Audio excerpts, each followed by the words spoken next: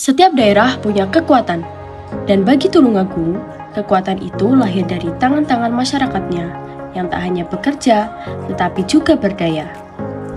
Di tengah hamparan sawah dan perbukitan yang subur, ekonomi masyarakat tumbuh dari sektor-sektor unggulan, seperti pertanian, perikanan, dan industri kreatif menjadi denyut nadi pembangunan daerah. Melalui program pemberdayaan, pelatihan kewirausahaan, dan dukungan digitalisasi usaha, pemerintah daerah hadir sebagai mitra perubahan. Bukan sekadar memberi bantuan, tetapi membuka ruang bagi masyarakat untuk tumbuh mandiri. Tulungagung tidak hanya membangun ekonomi, tapi juga membangun kemandirian. Karena sejatinya, kesejahteraan lahir ketika masyarakatnya berdaya. Inilah Tulungagung, rumah bagi ekonomi kerakyatan, tempat di mana kerja keras menjadi sumber kekuatan dan pemberdayaan menjadi jalan menuju masa depan yang sejahtera. Setiap langkah kecil selalu dimulai dari rasa ingin tahu dan semangat untuk belajar. Begitu pula dengan kami yang ingin melihat lebih dekat bagaimana masyarakat berdaya dan ekonomi tumbuh dari desa. Pada kesempatan kali ini, kami berkesempatan untuk menggali lebih dalam tentang pemberdayaan ekonomi yang dijalankan di Desa Tapan, Kabupaten Tulungagung. Dari program yang sederhana hingga dampak nyata yang dirasakan masyarakat. Semua pengalaman ini kami rangkum dalam perjalanan singkat yang penuh makna. Jadi, tetap ikuti sampai akhir ya.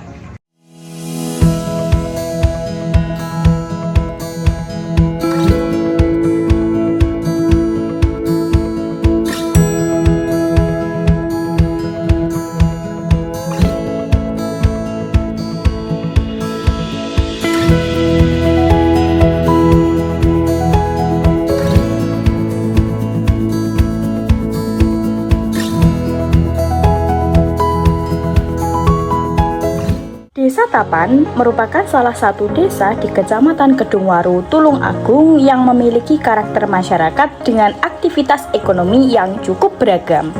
Pada era 1970-an, terdapat banyak pabrik yang beroperasi aktif, di antaranya pabrik kertas, pabrik tray, pabrik mie, dan pabrik kacang atom Panda. Sehingga mayoritas mata pencaharian warga Desa Tapan adalah sebagai karyawan pabrik, seiring dengan berkembangnya kawasan industri di sekitar wilayah tersebut. Seiring waktu, Desa Tapan mengalami pergeseran pola ekonomi masyarakat. Pemerintah desa bersama warga mulai mendorong kemandirian ekonomi melalui pemanfaatan sumber daya desa dan partisipasi aktif masyarakat. Upaya ini kemudian menjadi landasan lahirnya berbagai program pemberdayaan ekonomi yang bertujuan meningkatkan kesejahteraan masyarakat secara berkelanjutan. Yang pertama, Pasar Cemoro. Pasar Cemoro terletak di dalam Taman Wisata Cemoro Bareng, Desa Tapan, Kecamatan Kedungwaru, Kabupaten Tulungagung. Dulunya, wilayah ini merupakan lahan luas yang ditanami bonsai milik perorangan.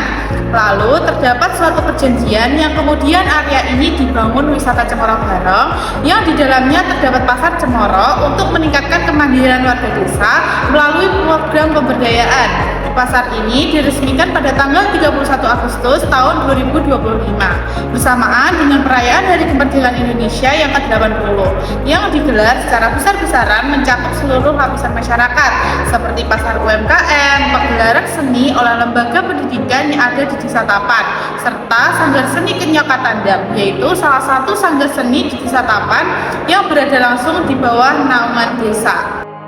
Bangunan Pasar Cemoro berasal dari dana program pengembangan infrastruktur sosial ekonomi wilayah oleh Kementerian Pekerjaan Umum dan Perumahan Rakyat. Peraturan Desa Nomor 11 Tahun 2021 membahas tentang pasar desa sebagai dasar hukum dan arah kebijakan pembangunan ekonomi lokal. Pasar Cemoro dikelola oleh BUMDes di bawah naungan pemerintah desa. Para pedagang difasilitasi tempat dan listrik. Mereka hanya membayar sebesar Rp5.000 setiap berdagang sebagai uang kebersihan dan listrik. Di Pasar Cemoro menjual berbagai macam sayuran, kebutuhan dapur hingga sembako. Ada juga hasil panen, ikan, dan buah-buahan. Pasar Cemoro buka setiap hari pada jam 4 sore hingga jam 8 malam. Di balik aktivitas sederhana para pedagang, Pasar Cemoro menyimpan harapan besar, yaitu menghadirkan ruang usaha yang adil, dekat, dan tumbuh bersama masyarakat Desa Tapan.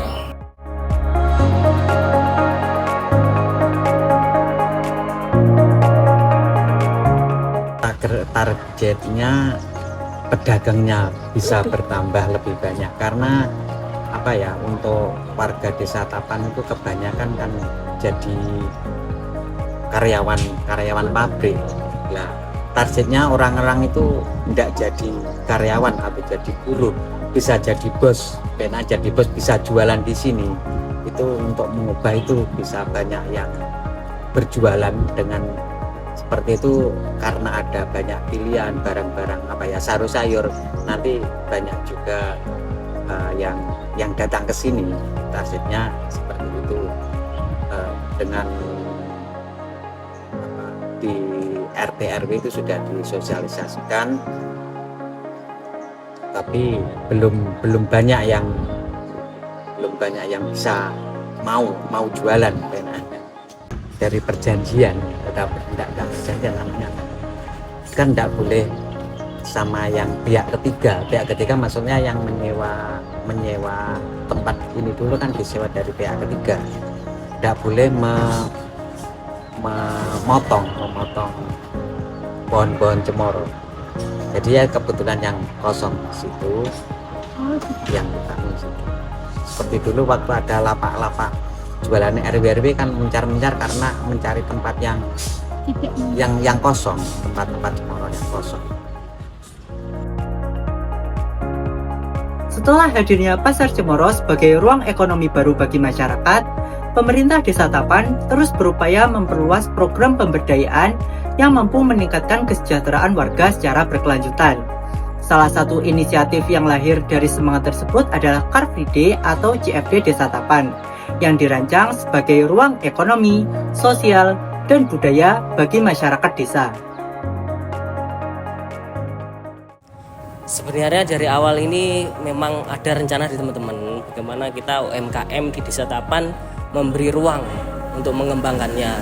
Dari berbagai pokok pikiran dari teman-teman akhirnya mengerucut diadakannya Car Free Day dengan asumsi biaya produksi yang murah dan hanya membutuhkan tempat.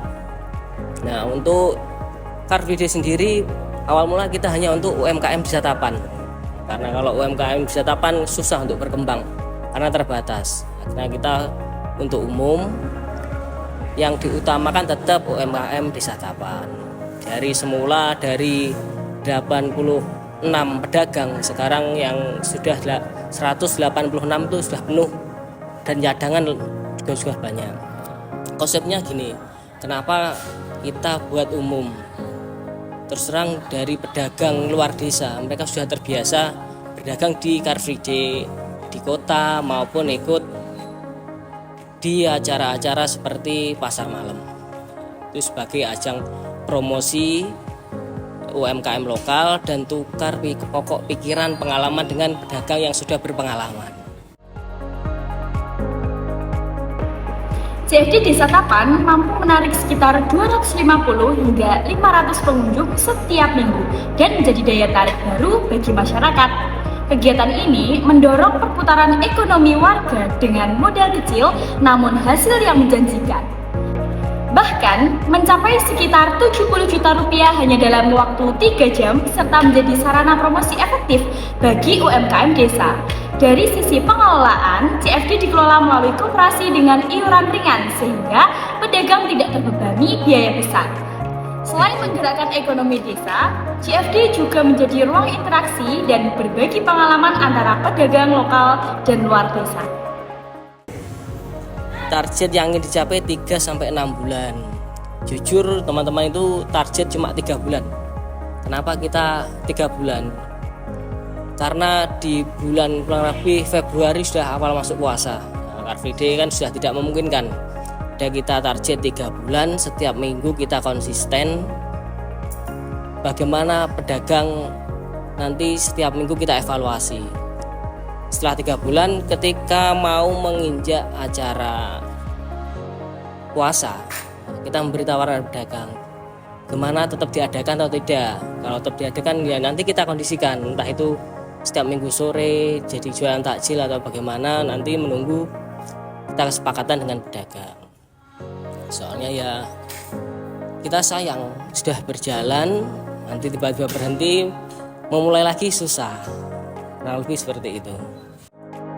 Selain mendorong sektor ekonomi, CFD Desa Tapan juga menjadi wadah pemberdayaan budaya dan kesenian lokal sebagai ruang ekspresi, sekaligus hiburan bagi pengunjung. Untuk menjaga keberlanjutan kegiatan, panitia rutin melakukan koordinasi dan menghadirkan berbagai aktivitas pendukung seperti angklung, seni tari, drama, dan senam ibu-ibu, serta melakukan evaluasi dengan menghimpun masukan dari pedagang dan pengunjung agar CFD terus memberi dampak positif dan berkelanjutan bagi kesejahteraan masyarakat Desa Tapan. Diharapkan program pemberdayaan di Desa Tapan dapat terus dikembangkan dengan pendekatan Asset Based Community Development atau ABCD yang berfokus pada pemanfaatan aset dan potensi lokal masyarakat. Melalui penguatan aset ekonomi, sosial, dan budaya desa, program seperti Pasar Cemoro dan Car Free Day CFD diharapkan mampu berkontribusi dalam pencapaian SDGs desa, khususnya pada peningkatan kesejahteraan ekonomi, penguatan kelembagaan sosial, dan pembangunan desa yang inklusif serta berkelanjutan.